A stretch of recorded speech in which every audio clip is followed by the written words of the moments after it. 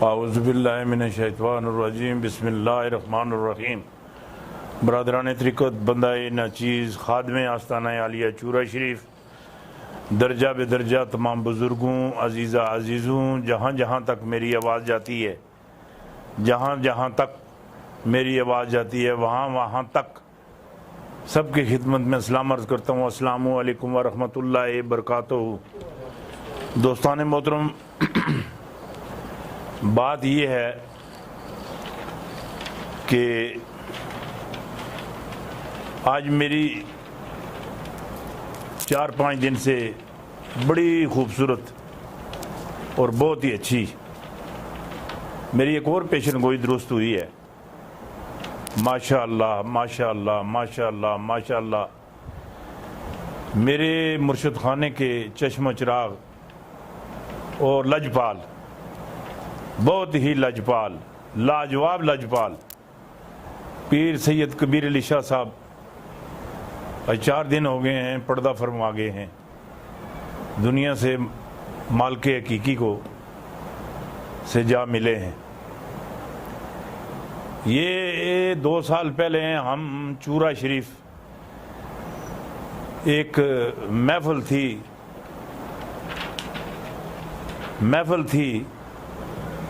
और महफिल थी उर्स की, साथ वहाँ पर वो ख़त्मे नबूवत का जो प्रोग्राम है वो भी रखते हैं। ख़त्मे नबूवत कॉन्फ्रेंस चूरा शरीफ पीर सैयद सादत अली शाह साहब की ज़ेर सरपरस्ती होती है। पीर सैयद सादत अली शाह साहब के जो वालिद साहब हैं पीर सैयद अजाब अली शाह साहब रहमतुल्लाह अलैह, वो मेरे मुर्शिद पाक हैं। लाला कबीर अली शाह साहब सादत अली शाह साहब के बिनोई हैं, मेरे मुर्शिद पाक के दमात हैं, वो मेरे भी बिनोई हैं।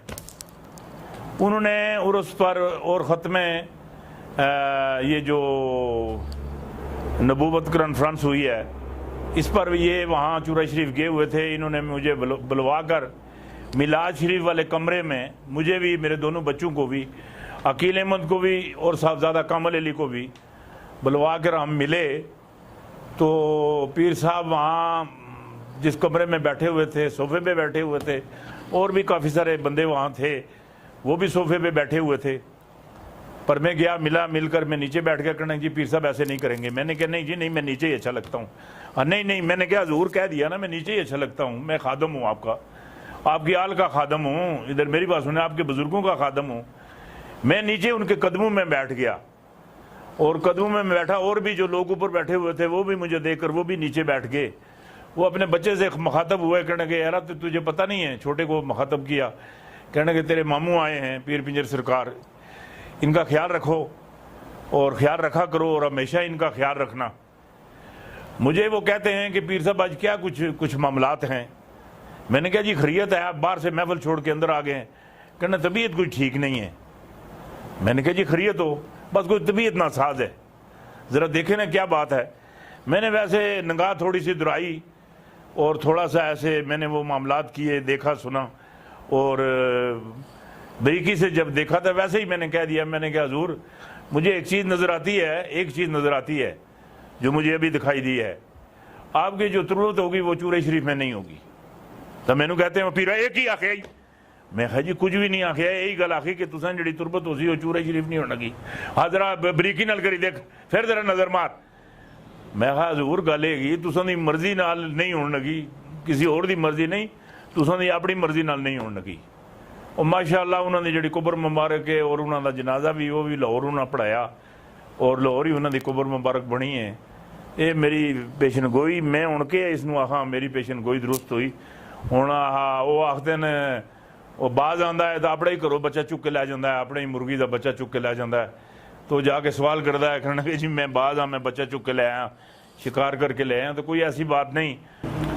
आज जो सिलसिला है जो मैं अपने जहन में बनाकर बैठा हुआ हूँ, आज दिन भी नहीं था और मेरी तबीयत भी नहीं थी और दोनों मामलात ठीक नहीं थे, इसलिए हाज़िरी के तौर पर आया हूँ। मैंने लद्दाख के बाद ये भी कहा था बड़े आसान तरीके से समझाया था और बड़े बड़े खूबसूरत तरीके से समझाया था। ये जो नेपाल है ये भी चाइना खा जाएगा, और बड़े मज़े से ऐसे करके साथ मैंने वो गुराटा भी मारा था, हाँ जी, ऐसे करके खा जाएगा। अब वो जो लद्दाख के बाद वो जो नेपाल है वो भी उसने अपने कब्ज़े में कर लिया है।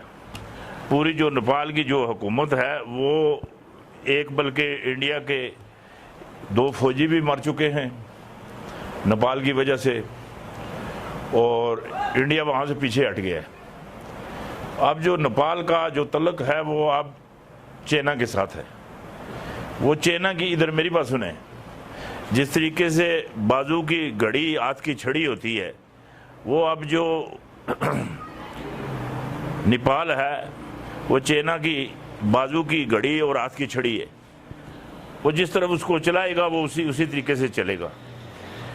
ये भी जो पेशगोई की थी, माशाअल्लाह माशाअल्लाह माशाअल्लाह, ये भी दुरुस्त साबित हुई, हर्फ बारफ दुरुस्त साबित हुई।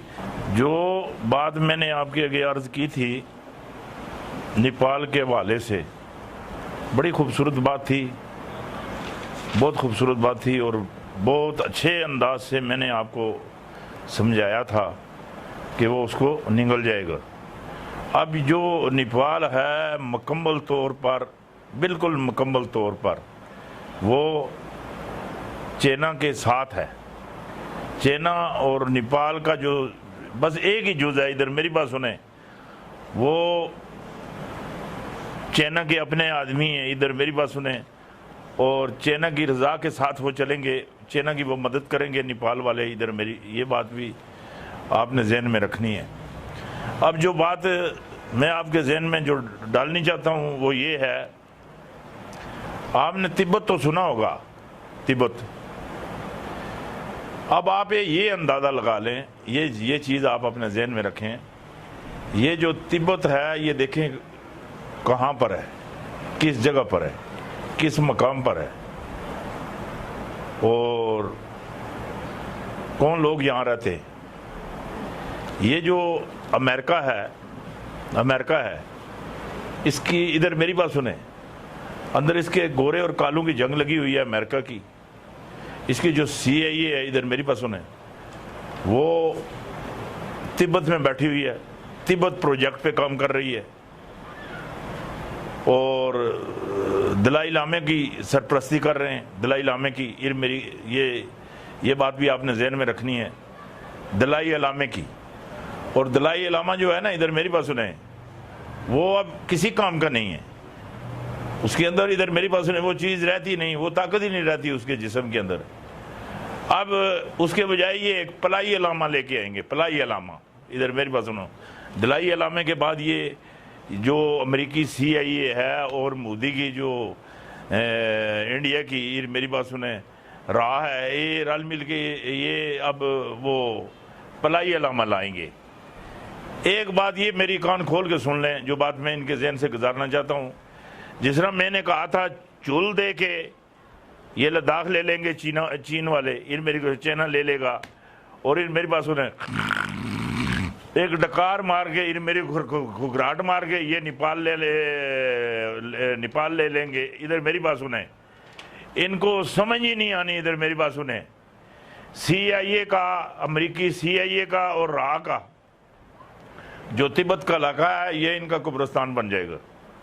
ये सब इधर ही ये दफनाए जाएंगे, इधर ही ये जलाए जाएंगे, इधर ही हवा में इनकी राख उड़ेगी। ये तिब्बत जो है, इधर मेरी ये तिब्बत, जिसको तिब्बत ले लिया ना चाइना ने, तिब्बत ले लिया, समझ लें कि 6-7 रियासतें समझ लो कि चाइना अंदर कर गया, और चाइना ने ये अंदर कर जानी है। मैं जो बात आपके जहन में डालना चाहता हूँ, और यही जो इधर मेरी बात सुने, ये अगस्त तो बहुत दूर है, इधर मेरी बात सुने, सितंबर से पहले इधर मेरी बात सुने, ये जो तिब्बत का जो इलाका है ये भी, और दलाई लामा या पलाई लामा, ये खेल भी ख़त्म हो जाएगा। ये भी खेल खत्म हो जाएगा। ये जो इनके मेरी ये पता ना, ये जो दलाई इलामा और पलाई इलामा, ये पता ही कौन लोग हैं।